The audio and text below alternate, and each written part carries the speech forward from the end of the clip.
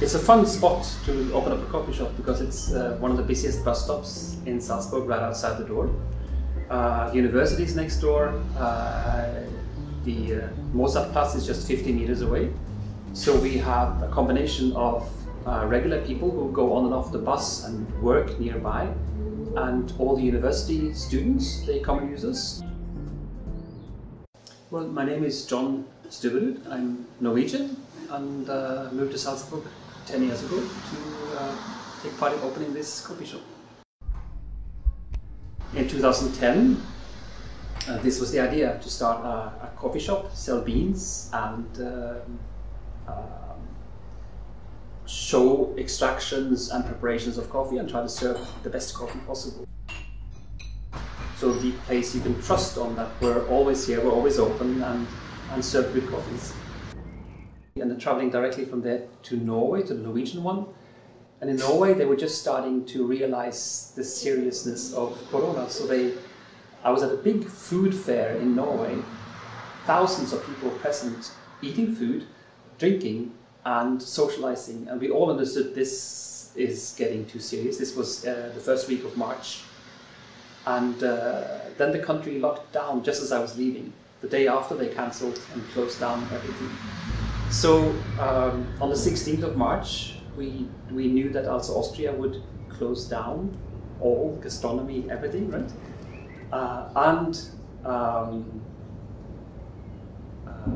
We thought, okay, this is going to be a change. How do we deal with this? And of course, on the 16th, we closed down the store, prepared for that. It was scary to see that this is coming. We understood in the weeks before that this might be a situation where we might have to close down, and how serious is this? And we understood from the scary situation in Italy and other countries that this is a serious thing. But then, okay, what will happen to us? Are we supposed to be closed for a week or 2 or 3? Is it a month? Is it a half a year? We decided, of course, to keep everyone who works here. This concept is a small one, and we're dealing only with coffee. So we decided, okay, this will survive somehow. Ja, also es war natürlich grundsätzlich am Anfang relativ große Unsicherheit mit dem, was über die Medien kommuniziert worden ist, und generell die ganze Situation eben gerade in der Gastronomie, von der ja mein Lebensunterhalt doch abhängt. Aber es war dann eigentlich für uns zumindest hier im Betrieb relativ sicher, weil uns von der Geschäftsleitung und vom Chef gleich einmal von Anfang weg versichert worden ist, dass so lange wie möglich niemand gekündigt wird. Du bist ja der Arbeitgeber, also gibst ihnen Geld, du fällst dann weg als deren Lebensunterhalt. Ja, natürlich, ja. Wie hast du dich dann da gefühlt? We were in panic at first about this, and we told our employees that we will keep you as long as possible and see how this develops. We were expecting from China and other places that it seems like there is a curve, and it seems to slow down again. There must be somehow, it must end somehow. So, but it was a scary situation for a while. Da kamen da aber dann auch wirklich dann die Gedanken, also quasi, kann ich mein Leben halten? Natürlich, wobei ich dazu sagen muss, ich bin ja eigentlich nur für 15 Stunden angestellt, das heißt, ich brauche natürlich mein Gehalt, um durchzukommen, aber ich habe eben noch andere Einnahmequellen, von denen her habe ich von Anfang an gewusst, also selbst wenn wir jetzt zusperren müssten für längere Zeit, dann werde ich zumindest nicht gleich in die Pleite gehen.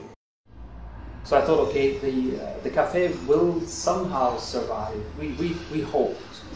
We turned on the light a little bit, like saying, okay, this has to be. In our situation also, on the 16th of March, when we closed down, our landlord phoned us and said, by the way, there's just been a meeting in the house of the properties here, and it seems like the neighbor location is available. And we were like thinking that we were sort of hoping to expand one day, but it didn't seem that location would ever be available. So it felt like a scary thing. We thought for half a minute, then we said, yes, we will rent that, definitely. So investing in a time of when everything turns dark and looks not very positive, we thought, no, there must be a way out of this. It must be. The reaction from the regulars was a wonderful one, that people were writing us that we will support you, we'll buy beans, we'll come by, please do not close down, do not disappear. That was a very nice thing to hear always, this feedback from the regulars. Okay, so what are the possibilities? What can we do? You can order a pizza and have it delivered. You can order a bottle of wine. You can also maybe order a cup of coffee, right? And they were like, yes, of course you can. Yes, you can actually deliver a cup of coffee. Yes, you can. And yes, they can actually buy it. If there's a distance, if they wear a mask, you wear a mask and everything else, then yes, of course you can. We were sending coffees to France, to Germany, to several other countries from people who were back home as students or for other reasons went home to their homeland. They ordered coffees from us, so we sent out. And as I said, all our baristas were quite busy biking out coffee all around Salzburg, which when they were biking out, also they got very nice feedback from meeting people in the doorways of houses, saying that we're so happy that you're there, that you're still there, we can still get our coffees. And of course in the doorway, when we could start serving more and more, people are really happy. Also am ersten Tag, wie wir wieder aufgemacht haben, ja, also das war so irgendwie ein Moment, wo man sich gedacht hat, okay, irgendwie steuert es jetzt wieder in Richtung Normalität. Also es war schon irgendwas, was mir auch sehr abgegangen ist, eben dieser Kontakt mit Menschen und generell eben diese Situation, dass eben alles wieder mehr oder weniger in geregelten Bahnen läuft. Also das war schon eine große Erleichterung eigentlich. So for us to see people finally coming in again and sitting down again and enjoying to be in the atmosphere of the place and giving us compliments for good to be back again, that's a great feeling. Also because it's the place belongs to the guests.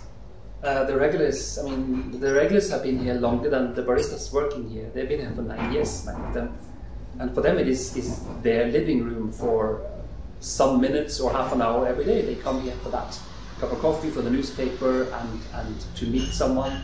And they've done that for years, so it's their place. And to have that daily routine on your way to work, on your way to lectures at the university or so, that's important for people. And then it's nice to have that small talk every day with your regular customers when they come in and get their cappuccino and they just, good, you're here again. Thank this, I needed this, I really need this. It seems very simple. It's just a cup of coffee, but it's a ritual. So of course it's nice to have them back again and in again. Wie schaust du jetzt in die Zukunft in 2020? Was meinst du, was bringt es dir? Das ist eine sehr gute Frage. Also es hat ja immer wieder diesen Diskurs gegeben, dass man aus der Krise das Beste machen sollte und sich persönlich weiterentwickeln. Ob das jetzt wirklich so stattgefunden hat, glaube ich jetzt nicht, aber zumindest, ich glaube, ich habe für meine Arbeit und auch für dieses ganze Ambiente also das Ganze noch einmal neu schätzen gelernt vielleicht. Wie es jetzt ansonsten weiter aussieht, keine Ahnung. Ein Wunsch, den du vielleicht noch für 2020 hast, gibt es da irgendwas?